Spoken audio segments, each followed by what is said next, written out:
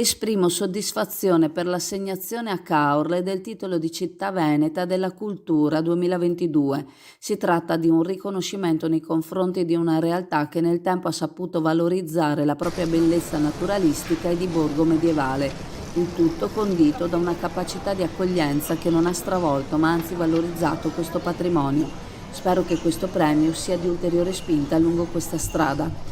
A dirlo la vicepresidente del Consiglio regionale ed esponente del Partito Democratico Veneto Francesca Zotis. Intanto Jesolo rientra nella top 10 nazionale secondo la classifica stilata dal Sole 24 Ore dei comuni dai 15 ai 35 mila abitanti considerati come luoghi dove risiedere stabilmente, segno di qualità della vita al di là della matrice turistica che da sempre caratterizza Jesolo.